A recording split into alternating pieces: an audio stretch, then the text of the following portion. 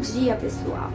Hoje o cenário está um pouco diferente, porque eu precisava de uma parede branca que fosse bem neutra pra gente poder realmente falar do que a gente precisa. Já faz um tempo que eu faço todas as cores de cabelo que eu tenho em casa. Eu acumulei uma vasta experiência de erros e acertos e vou dividir com vocês essas experiências de colorimetria. Toda essa história se resume porque eu tô na dúvida se eu vou manter o meu cabelo nos tons de ruivo, mais alaranjadinho ou no próprio vermelho, ou se eu vou passar o verde. O que acontece? Só que no meu caso, eu tenho outra decisão que eu preciso tomar. O meu cabelo ele já está nos tons de vermelho. No círculo cromático, você já deve ter visto essa bolinha aqui, o verde ele fica exatamente no oposto do vermelho. O que isso significa que se fosse um corretor de cor, ele entraria como uma espécie de neutralizante. E aí quando você neutraliza, você tira esses subtons. Então a chance de acinzentar é muito grande. Por isso que se eu, por exemplo, pegar o verde e só tacar o verde aqui em cima, existe uma possibilidade muito alta dele ficar cinza.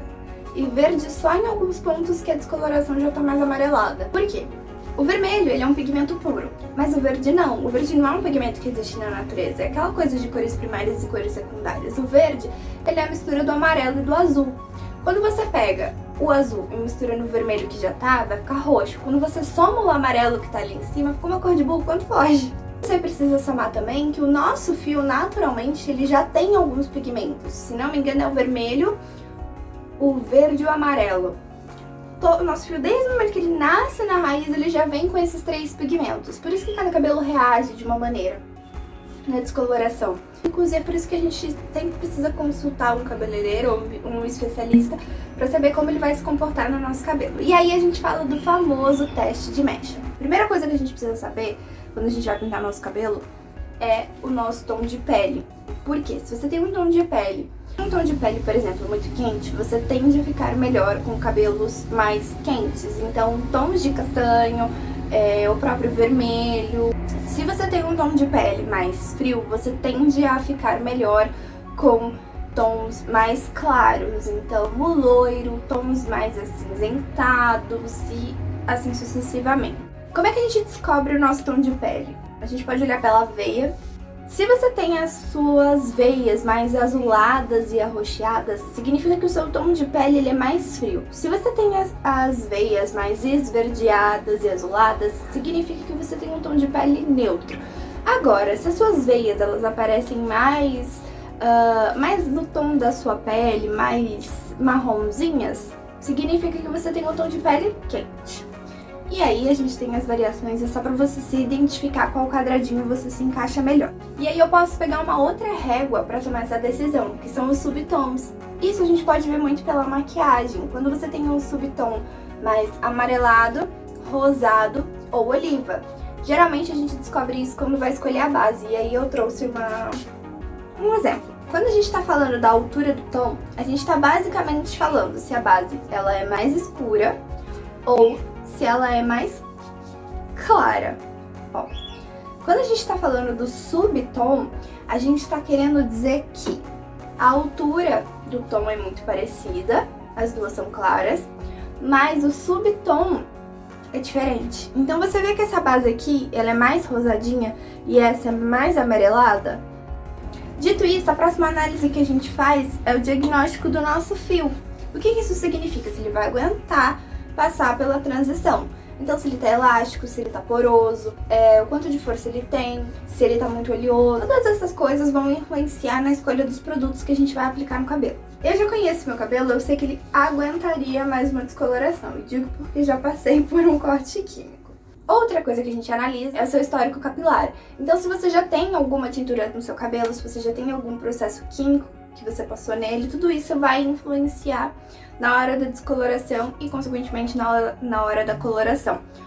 Por quê?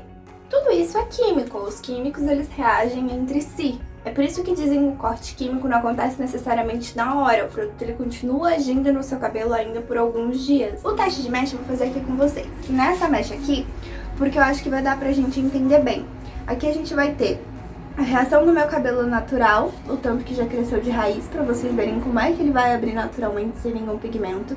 Aqui a gente tem como ele vai reagir com o histórico capilar de vermelho que eu já tenho.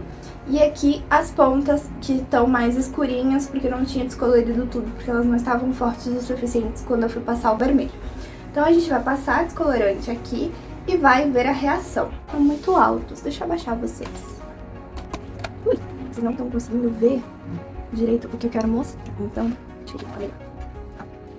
É por isso que eu precisava de uma parede neutra, para que nenhuma cor interferisse no resultado que vocês estão vendo.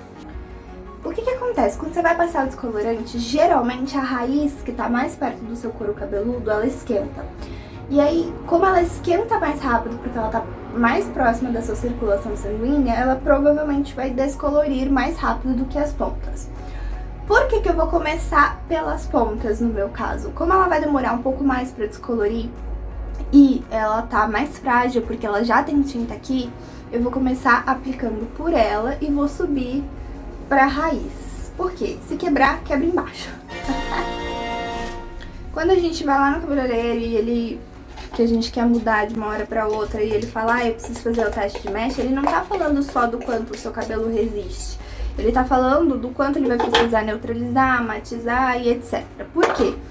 Existe uma possibilidade do meu cabelo aqui, ele abrir pro mais acobreadozinho. Isso impede 100% de que eu passe o verde? Não, só significa que eu vou ter que abrir mais o tom e eu vou ter que neutralizar. Com isso eu já vou conseguir aplicar o verde com mais certeza, digamos assim. Ó, eu apliquei o descolorante, deixei ele 30 minutos no cabelo e já sequei. Aqui dá pra ver bem aquilo que eu expliquei pra vocês. Aqui, ó, onde já tava a minha raiz mais neutra, tá vendo, ó? Ela abriu bem o tom, mas ficou mais amareladinho. Isso é fundo de clareamento. Aqui é onde tinha o pigmento vermelho, e embora ele tenha limpado um pouco o tom, ó, tá mais alaranjado. Aqui não é fundo de clareamento, aqui é só o resto do pigmento vermelho que ainda tá aqui. O que significa? Eu vou jogar o matizador roxo para neutralizar esses tons de dourado do fundo de clareamento aqui, para ver a cor que vai ficar. Muito provavelmente aqui onde teve a reação do pigmento não vai acontecer nada, porque ele não é um fundo de clareamento, então ele não vai neutralizar, entende? Voltei, tirei o matizador, já neutralizou. Vocês conseguem perceber que aqui, ó, onde tá bem a minha raiz, que o problema era fundo de clareamento, ele ficou mais esbranquiçadinho. E aqui, ele só roseou, não deu muito efeito de nada.